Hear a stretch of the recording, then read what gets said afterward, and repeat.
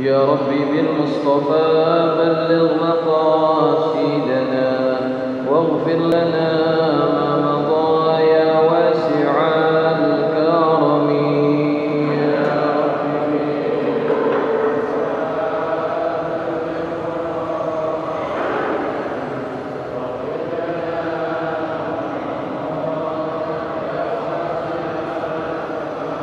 يا ربي هيئ لنا من أمرنا رشدا واجعل معونتك الحسنى لنا مددا. يا رب بالمصطفى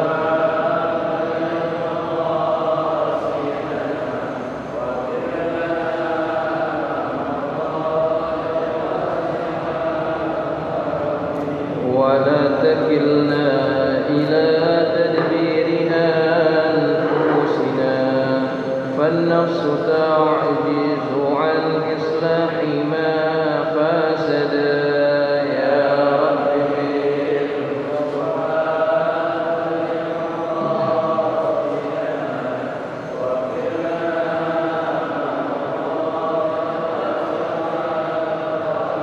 أنت الكريم وقد جهزت يا آمني إلى أيادك وجها سائلا ويدا.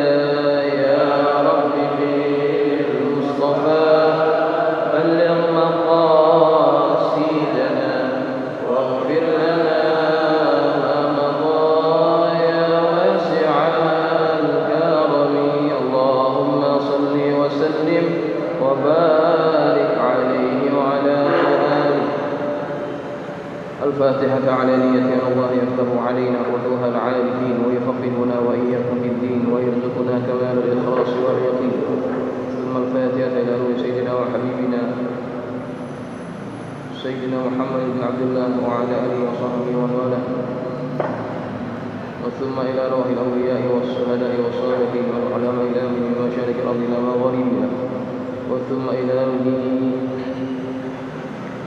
مؤلف هذا الكتاب الشيخ محمد نواوي بن عمر البنتاني بأن الله ينفعنا بأسراره وأنواره وعلومه ونفحته في الدين والدنيا والآخرة. وثم إلى روح مشايخنا ومعلمنا الحبيب عبد الرحمن محمد الصداق. وثم إلى روح الشافعي هدمي. وثم إلى روح عثمان الزكي. وثم إلى شيخ الأمسي. وثم إلى روح أبو شكر رملي. وثم إلى الحبيب علي بن عبد الرحمن الصداق. وثم إلى روح المؤسسة الشافعية في هدي عبد الله الشافعي بأن الله يتبشاهم بالرحمة والمغفرة. وإلى حضرة النبي المصطفى محمد صلى الله عليه وسلم. الفاتحة. أعوذ بالله من الشيطان الرجيم. بسم الله الرحمن الرحيم. الحمد لله رب العالمين الرحمن الرحيم مالك يوم الدين إياك نعبد وإياك نستعين اهدنا الصراط المستقيم صراط الذين أنعمت عليهم غير المغضوب عليهم ولا الضالين آمين. السلام عليكم ورحمة الله وبركاته.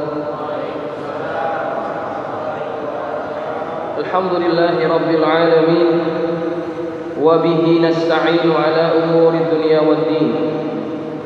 والصلاة والسلام على أشرف المرسلين سيدنا ومولانا محمد وعلى آله وأصحابه أجمعين. سبحانك لا علم لنا إلا ما علمتنا إنك أنت العليم الحكيم. رب اشرح لي صدري ويسر لي أمري واحلل عقدة من لساني يفقه قولي. أما بعد فإن أصدق الحديث كتاب الله تعالى وخير الهدي هدي محمد صلى الله عليه وسلم وشر الأمور محدثاتها وكل محدثة بدعة وكل بدعة ضلالة وكل ضلالة في النار. Hadirin jamaah yang dirahmati Allah, begitu juga para penonton Assalam TV Barokah dan pendengar radio Asy-Syafi'iyah yang dirahmati Allah. Alhamdulillah, kita panjatkan syukur kehadirat Allah Subhanahu wa taala atas limpahan nikmat yang Allah masih kurniakan kepada kita. Dan malam ini kita terpilih menjadi hamba-hamba Allah yang diringankan langkah kita untuk hadir di majlis ilmu, taman daripada taman-taman surga Allah. Mudah-mudahan apa yang kita pelajari menjadi ilmu yang bermanfaat untuk kita sekalian. Dan mudah-mudahan keberadaan kita di majlis ini Allah turunkan rahmatnya kepada kita sekalian. Keluar kita daripada majlis ini dalam keadaan Allah mengampunkan segala dosa-dosa kita. Amin, Allahumma amin. Baik jamaah yang dirahmati Allah sekalian, kita akan teruskan pengajian kitab Nasaihul Ibad.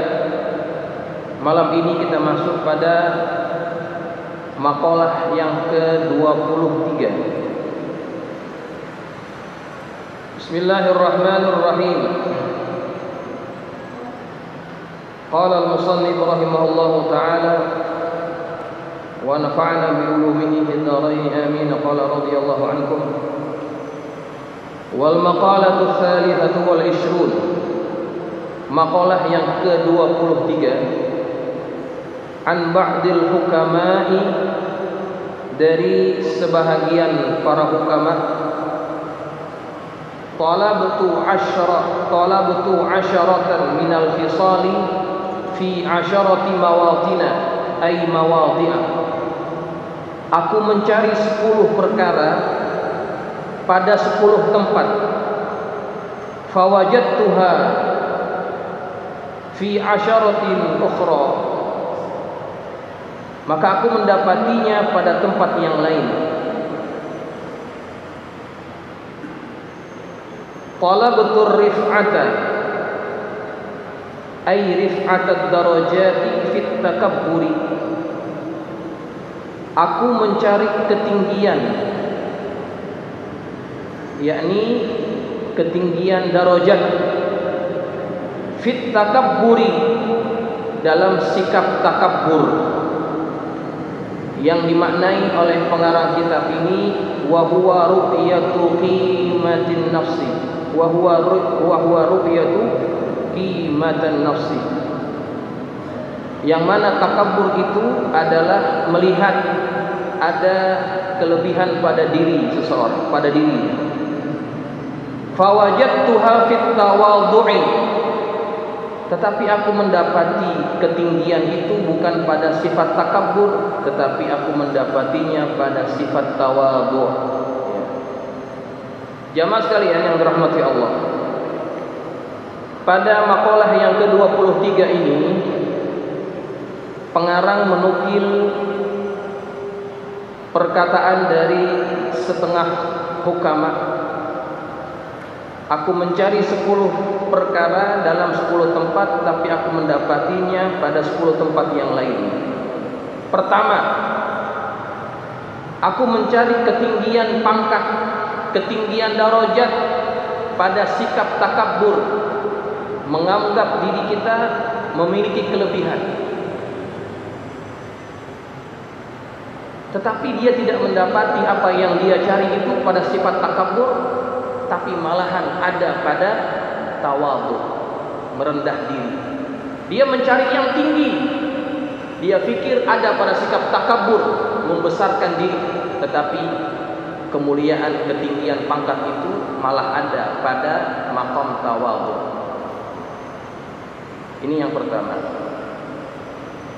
Apabila kita ingin mendapatkan ketinggian darajat di mata Allah, bukan melalui sikap membanggakan diri, takabur, menganggap diri kita ada kelebihan daripada orang lain. Ya, ini adalah sifat yang sangat dibenci oleh Allah Subhanahu wa taala. Karena apa? Karena takabur itu adalah selendangnya Allah. Al-kibriya'u ridai, kesombongan itu adalah ridaku. Barang siapa yang mengambil ridaku, maka Allah akan tarik orang ini masuk ke dalam nerakanya. Na'udzubillah min dzalik. Takabur adalah ketika seseorang itu menganggap ada nilai lebih pada dirinya. Ketika dia menganggap ada nilai lebih pada dirinya, maka dia akan memandang yang lain rendah. Ini harus kita hindari. Kita mesti ingat, saudara sekalian, hadirin sekalian yang dirahmati Allah, setiap kita memiliki kelebihan pada satu bidang, pasti kita memiliki kekurangan pada bidang yang lainnya. Begitu juga pada orang yang kita anggap tidak ada kelebihan pada satu bidang, tapi pada bidang yang lain dia ada kelebihan itu. Maka ketika orang memandang dirinya ada kelebihan, dia sedang melupakan bahwa dirinya juga ada kelemahan. Nah, inilah sikap yang dibenci oleh Allah Subhanahu wa taala. Dan inilah sifat yang menyebabkan iblis laknatullah alaih mendapatkan hukuman berupa dihalau daripada surga Allah Subhanahu wa taala. Dapat laknat daripada Allah Subhanahu wa taala. Kenapa? Karena memandang dirinya ada kelebihan. Ya. Dia memandang dirinya ada kelebihan. Ketika Allah suruh sujud kepada para malaikat, termasuk di dalam golongan itu adalah iblis.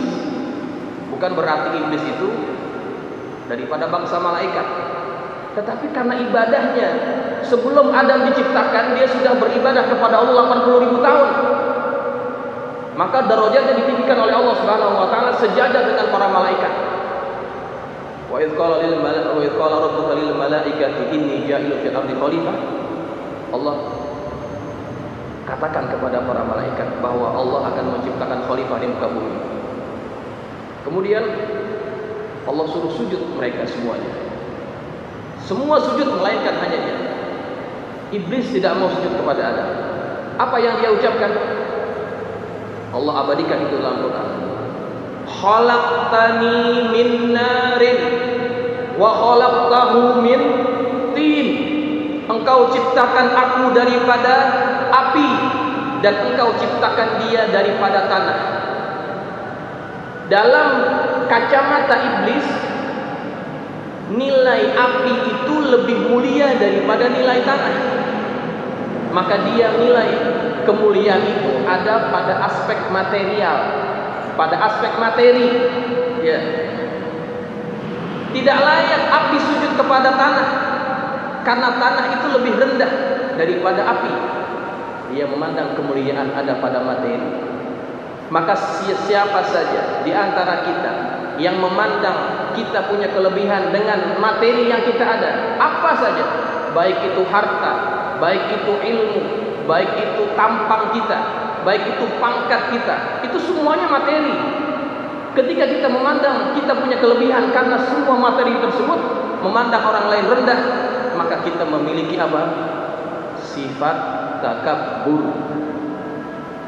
Maka orang yang seperti ini, kalau dia tidak bertaubat sebelum dia wafat, Allah tidak akan masukkan dia ke dalam surga.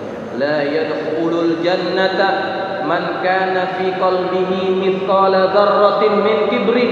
Tidak akan masuk ke dalam surga orang yang di dalam hatinya ada sifat yang sebesar sebiji jarrah daripada kesombongan. Nauzubillah wal iyyazubillah. Maka jauhi sifat ini, jauhi sifat takabbur ini. Kemudian kata pengarang ini, aku mencari ketinggian tidak dijumpai pada takabbur, tetapi aku mendapatinya pada tawadhu, pada sifat merendah diri. Ketika orang merendah diri, malah di situ ada ketinggian. Ya, tawadhu. Kama qala al-Fudail, seperti yang diucapkan oleh Al-Fudail bin Iyad, an takhda'a lil haqqi wa tanqada lahu wa taqabbalahu mimman qalahu.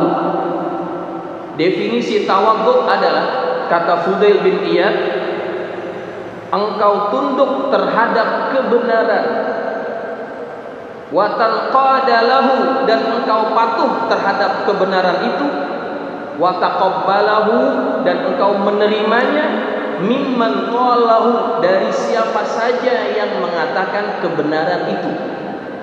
Ini definisi daripada tawadhu.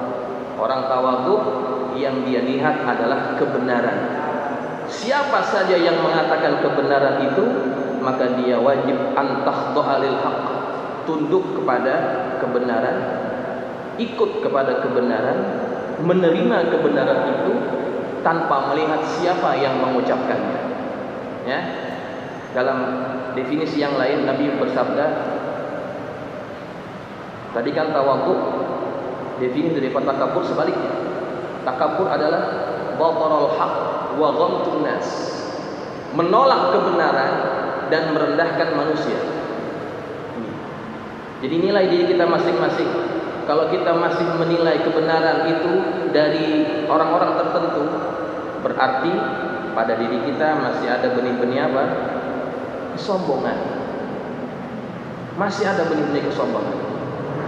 Karena orang yang tawadhu adalah siapa saja yang mengatakan kebenaran itu, maka dia wajib ikut, wajib patuh, wajib dia merendahkan dirinya terhadap kebenaran tersebut. Hatta orang ahli maksiat yang mengatakan perkara kebenaran, kalau itu yang dia katakan, ikuti. Ya, ikuti kebenaran tersebut. Baik jemaah sekalian yang dirahmati Allah, itu yang pertama. Kemudian yang kedua, talabatul ibadata ay ghayat at-ta'zim lillah fi sholati. Aku mencari puncak keagungan ibadah di dalam salat. Fawajadtuha, maka aku mendapatinya bukan pada salat, tetapi fil wara. Aku mendapati puncak daripada pengagungan terhadap Allah adalah pada sifat wara. Apa itu makna daripada wara? Qala Ibrahim bin Adham, berkata Ibrahim bin Adham, al-wara tarku kulli syubhatin wa tarkul fadalat. Wara itu adalah meninggalkan segala perkara yang meragukan dan meninggalkan segala yang lebih daripada kita. Ya, ini maksud daripada wara. Bukan hanya meninggalkan yang haram, tetapi meninggalkan yang meragukan bagi kita, itu adalah daripada makna wara. Ya, maka ketika orang mempunyai sifat ini, maka dia berada pada tahap orang yang betul-betul mengagungkan ibadah kepada Allah Subhanahu wa taala. Ya, kepatuhan dia bukan hanya yang haram, yang syubhat pun dia tinggalkan. Ya. Ini harus kita apakan? Kita ikuti yang nasihat yang seperti ini. Sayyiduna Abu Bakr As-Siddiq, dia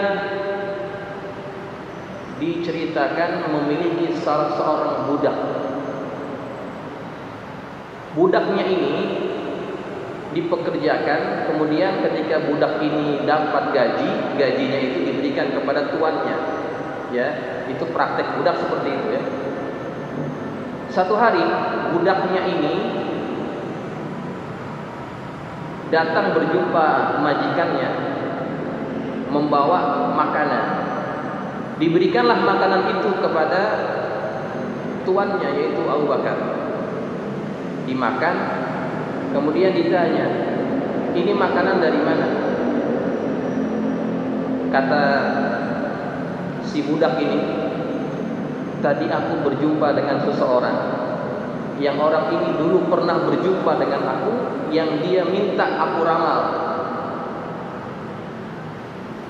Kemudian aku coba meramal. Dia mencoba jadi dukun. Dukun apa? Dukun palsu. Dia ramal. Kemudian dia berpisah dengan orang ini, baru ketemu lagi tadi.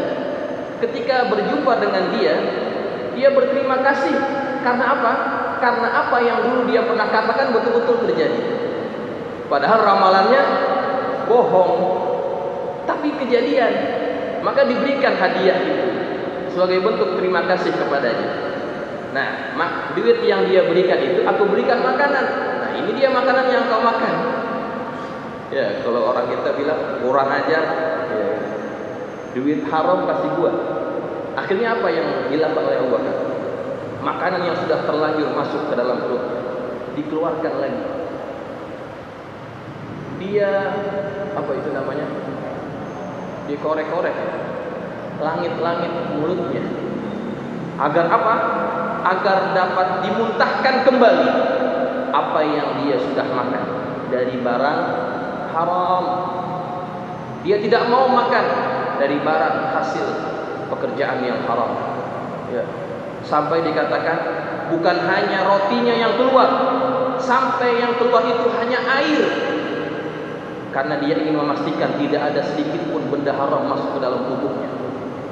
Ini sifat daripada para sahabat, menjaga diri dari perkara yang haram. Itu yang haram ya. Yang dimaksudkan tadi kan yang syubhat, yang meragukan. Nah, yang meragukan ada lagi ceritanya. Ceritanya apa?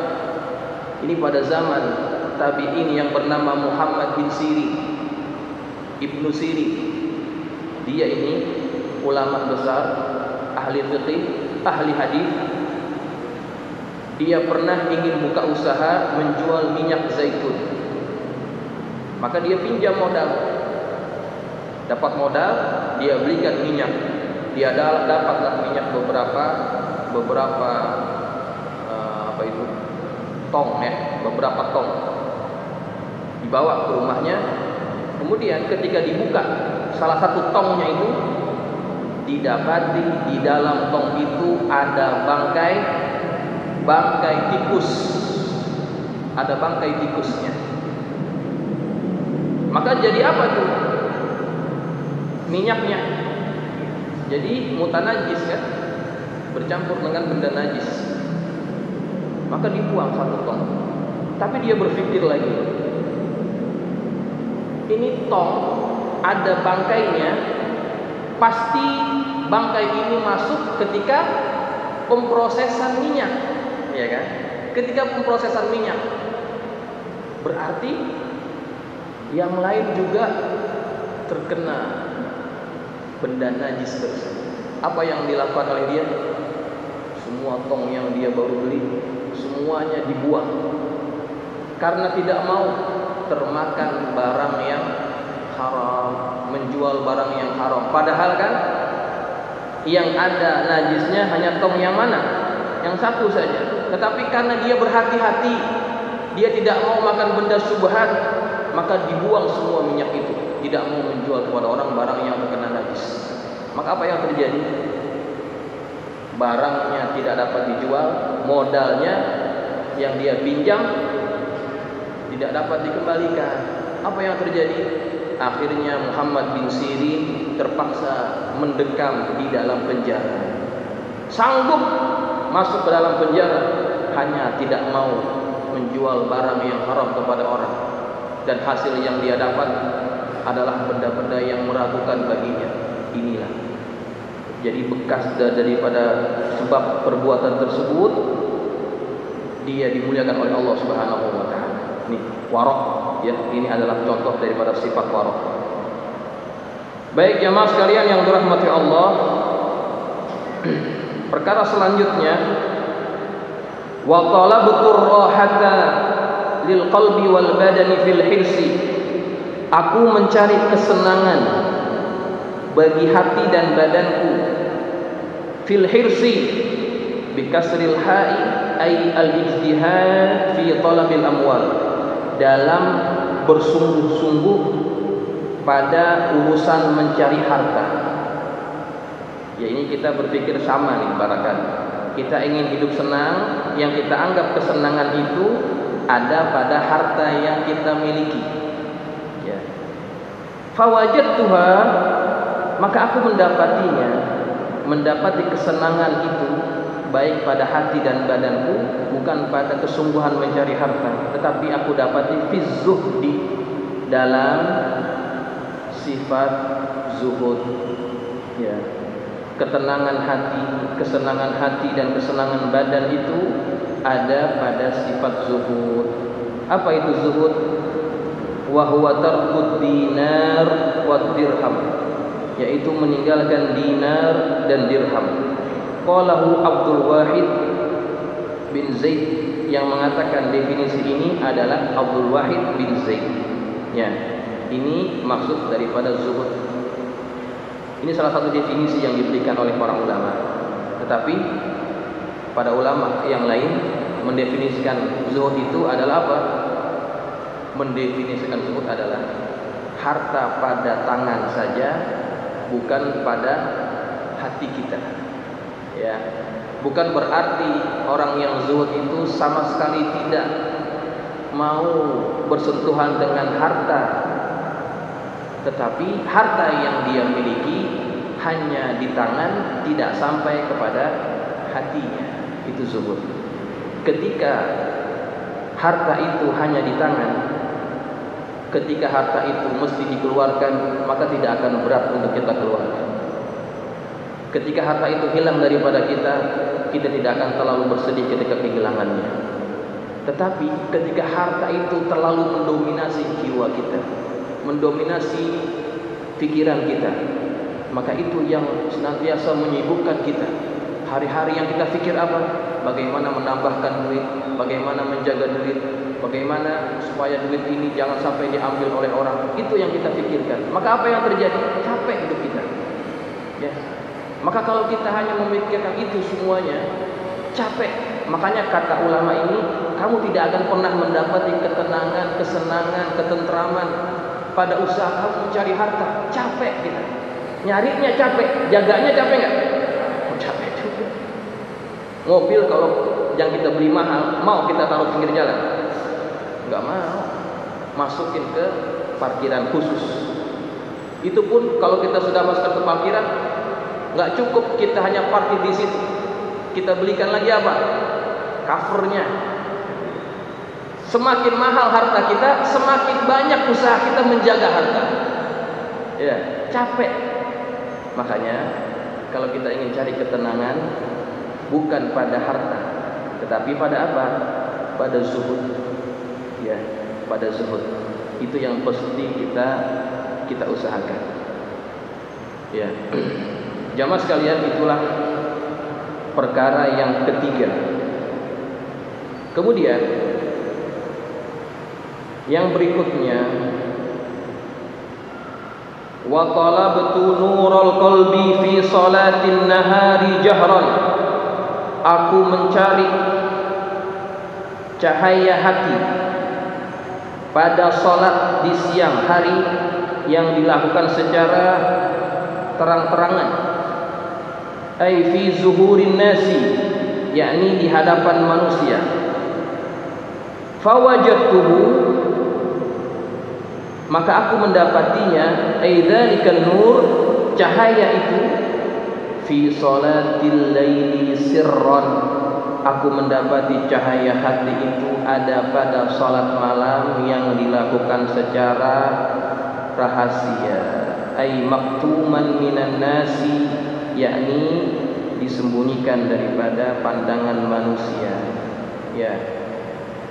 Ketika orang melaksanakan salat malam, yang salat itu hanya diketahui oleh dirinya saja, bukan oleh orang lain, maka salat itu akan memberikan cahaya pada hati orang tersebut.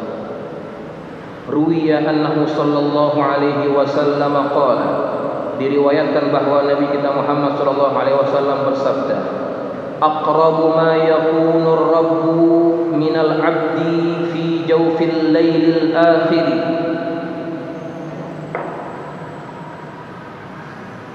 Tempat yang terdekat antara Tuhan dengan hambanya, yaitu adalah pada penghujung malam. Fa in istata'ta an takuna mimman yadhkurullaha fi tilka as-sa'ati fakun. Maka seandainya engkau mampu berada pada golongan orang-orang yang berzikir kepada Allah pada waktu itu, maka jadilah engkau termasuk di antaranya. Jamaah sekalian, ini di antara hadis yang diriwayatkan oleh Al-Imam Tirmidzi dan Al-Imam An-Nasa'i dan Al-Imam Al-Hakim, maqam yang paling dekat, kedudukan yang paling dekat antara Tuhan dengan hamba adalah ketika penghujung malam. Maka kata Nabi, kalau engkau ingin dan engkau mampu melaksanakannya, lakukan itu.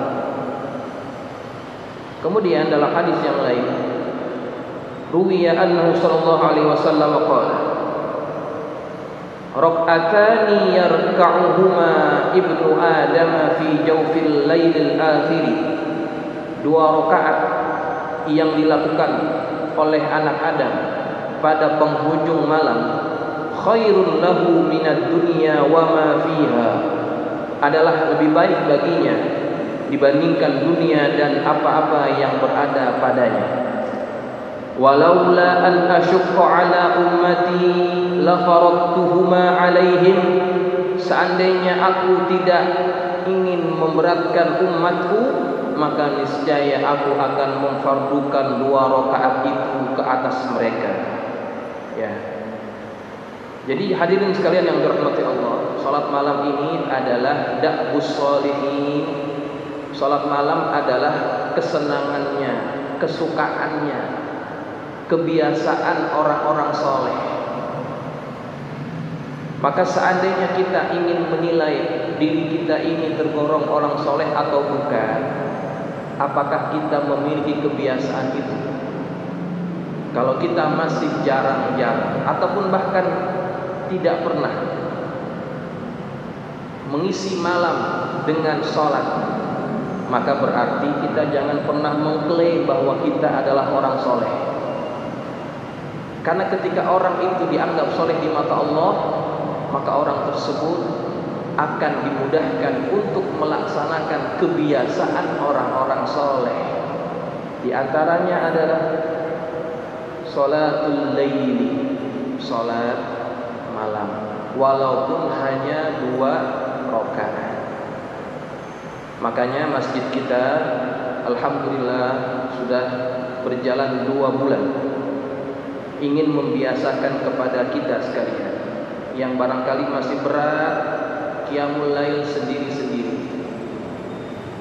maka kita diajak bersama-sama. Bersama-sama tujuannya adalah bukan untuk menunjuk-nunjuk, bukan, tetapi mencari semangat. Karena kadang-kadang kalau kita bersama-sama itu lebih ada kekuatan. Apalagi kalau yang memimpin sholat itu memang orang yang biasa dan juga mempunyai bacaan yang enak, maka qiyamul lail kita lebih bernilai. Kita tidak banyak kok, sebulan sekali kan? Ya, sebulan sekali. Ya, itu kalau menjadi kebiasaan, insya Allah menjadi kebiasaan yang baik. Kita berusaha belajar jadi orang soleh. Ya, walaupun begitu di rumah tetap kita berusaha untuk laksanakan 2 rakaat sebelum masuk waktu subuh.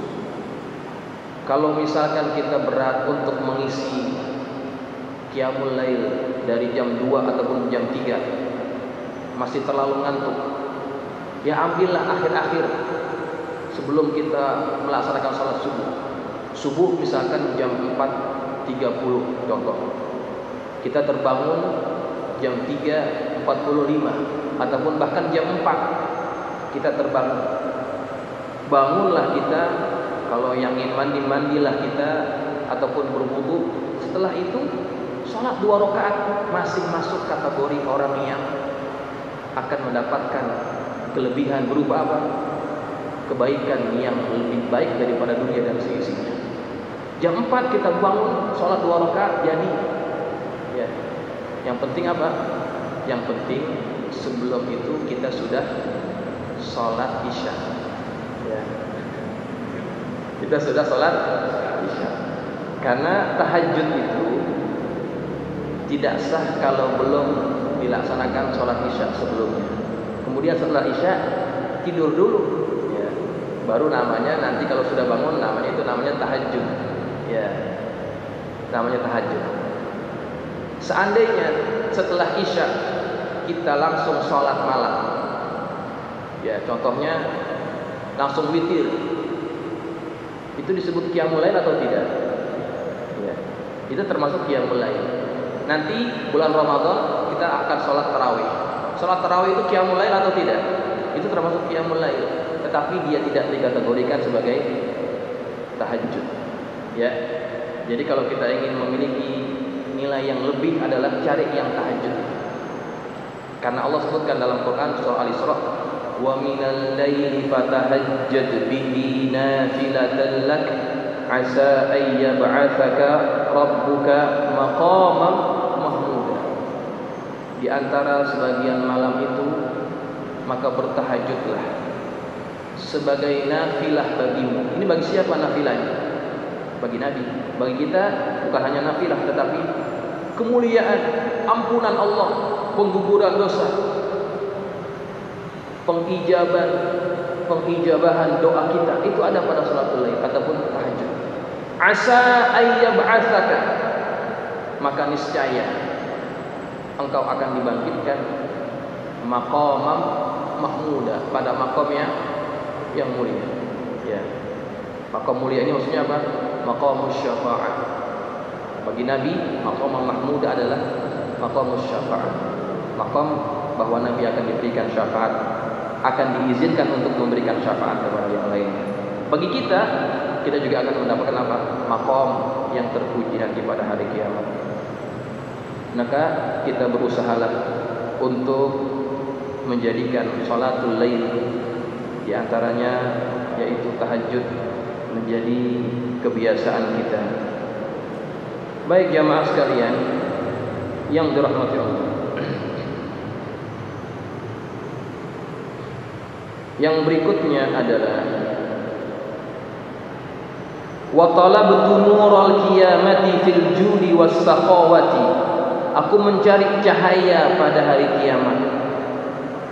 Fil jud, dalam sifat kedermawanan, was saqawah, dan sifat kemurahan. Fawajadtuhu fil 'atashi fis shaum. Maka aku mendapatinya pada lapar ketika berpuasa. Ini yang akan menjadi cahaya kepada kita pada hari kiamat. An Sahl bin Sa'd radhiyallahu anhu, daripada Sahal bin Sa'ad radhiyallahu anhu, anin Nabi sallallahu alaihi wasallam qala inna fil jannati baban yuqalu lahu ar-rayyan. Sesungguhnya di surga itu ada satu pintu yang disebut sebagai pintu ar-rayyan. Yadkhulu minhu as-sha'imuna yaumal qiyamah. Masuk ke dalamnya orang-orang yang berpuasa nanti pada hari kiamat. La yadkhulu minhu ahadun ghairuhum. Tidak akan masuk daripada pintu itu seorang pun selain mereka, yakni orang-orang yang berpuasa. Yuqalu, akan dikatakan, aina shaimun, di mana orang-orang yang berpuasa? Fayaqumuna, maka mereka bangun. La yadkhulu minhu ahadun ghairuhum. Tidak ada yang masuk daripada pintu itu seorang pun selain mereka. Fa idza dakhalu, ketika mereka masuk ke dalam pintu tersebut, ughliqa, ditutup pintu itu. Falam yadkhulu minhu ahadun, maka tidak ada seorang pun lagi yang masuk ke dalamnya. Rawahu Syaikhan, dari riwayat oleh Imam Bukhari dan Muslim. Ini kelebihan daripada puasa. Kemudian an Abi Sa'id radhiyallahu anhu, daripada Abi Sa'id radhiyallahu anhu qala Rasulullah sallallahu alaihi wasallam, ma min 'abdin yasumu fi sabilillah, tiadalah seorang hamba berpuasa di jalan Allah, illa ba'adallahu bidzalika wajhahu 'anil nari 70 kharifan, melainkan Allah akan jauhkan dengan sebab puasanya itu wajahnya daripada api neraka sebanyak 70 kharifan. Kharifan ini maksudnya adalah musim gugur, ya. Allah akan jauhkan daripada orang yang berpuasa sejauh 70 musim, jauh, ya. Ini riwayat daripada Bukhari dan Muslim. Nah, insyaallah dalam 2 bulan yang akan datang kita akan menyambut kedatangan bulan suci Ramadan. Maka orang-orang yang senantiasa berpuasa pada bulan Ramadan maka mereka akan dipanggil oleh Allah nanti untuk masuk ke pintu tersebut, pintu Ar-Rayyan. Semua orang yang berpuasa pada bulan Ramadan akan dipanggil melalui pintu tersebut. Nah, jadi ketika pengarang ini mengatakan, aku mencari cahaya pada hari kiamat, aku tidak mendapatinya pada sifat kedermawanan dan juga sifat murah hati, aku mendapatinya pada sifat lapar ketika berpuasa. Ya, maka mudah-mudahan orang yang berpuasa Allah berikan kita semuanya cahaya pada hari kiamat nanti. Baik jamaah sekalian, kita sudah masuk waktu Isya. Masih ada beberapa perkara yang belum kita bahas. InsyaAllah kita akan sambung lagi pada minggu yang akan datang pada perkara-perkara yang selanjutnya. Mudah-mudahan apa yang kita dengar, yang kita pelajari bermanfaat. Ada yang ingin bertanya silakan. Kalau ada. Tidak ada ya, jelas ya. Oke, biar kedengaran di TV. Assalamualaikum. Assalamualaikum warahmatullahi wabarakatuh. Berkaitan dengan sholat malam, apakah dua rakaat dua kali salam ba'diyah setelah isya yang dikatakan seakan-akan kita menghidupkan separuh malam, apakah itu masuk qiyamul lail atau sholat lain? Yang kedua, apakah qobliyah subuh itu termasuk dalam bagian termasuk qiyamul lail, dua rakaat sebelum subuh yang akan melakukan dunia dan isinya jauh lebih baik? Yeah. Masuk qobliyah, bukan sebelum masuknya subuh, tapi setelah masuk subuh, dulu dua rakaat dengan yang sebelum masuknya subuh. Terima kasih. Assalamualaikum. Baik, yang pertama tadi yang dipahami itu salah ya. Yang seakan-akan mengisi malam dengan separuh ibadah, separuh malam dengan ibadah, itu adalah sholat isya berjamaah. Sholat isya berjamaah pahalanya seperti mendirikan separuh malam. Sholat isyanya, iya, sholat isya berjamaah itu ganjarannya adalah dia akan mendapatkan ganjaran seolah-olah dia mendirikan separuh malam dengan ibadah. Tapi kalau dia mendirikan sholat maghrib, sholat subuh berjamaah nantinya, dapat pahalanya apa? Seolah-olah dia mendirikan seluruh malamnya dengan ibadah. Ya, jadi jangan tinggal isya jamaah, subuh jamaah, ganjarannya besar. Walaupun begitu, jangan menganggap kita sudah cukup. Tadi sudah sholat isya, kan seolah-olah mendirikan separuh malam. Tambahkan lagi. Ba'diyah itu tidak termasuk qiyamul lail. Ya, ba'diyah ini pengiring kepada sholat fardu, disebut sebagai rawatib. Ya, setelah itu baru dianggap qiyamul lail, baik itu witirnya ataupun yang lain-lainnya.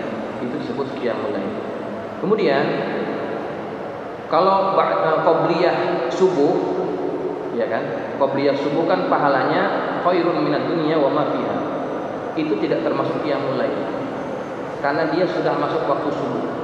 Ya, qiyamul lail itu sebelum waktu subuh. Jelas ya? Baik, terima kasih. Mudah-mudahan bermanfaat apa yang kita pelajari. Al-Fatihah. A'udzubillahi minasyaitonir rajim. Bismillahirrahmanirrahim. Iyyaka na'budu wa iyyaka nasta'in. Shiratal mustaqim. Shiratal ladzina an'amta 'alaihim ghairil maghdubi 'alaihim waladdallin. Amin. Bismillahirrahmanirrahim. Alhamdulillahi rabbil alamin. Wassalatu wassalamu ala asyrafil mursalin sayyidina maulana Muhammadin wa ala alihi wa sahbihi ajma'in.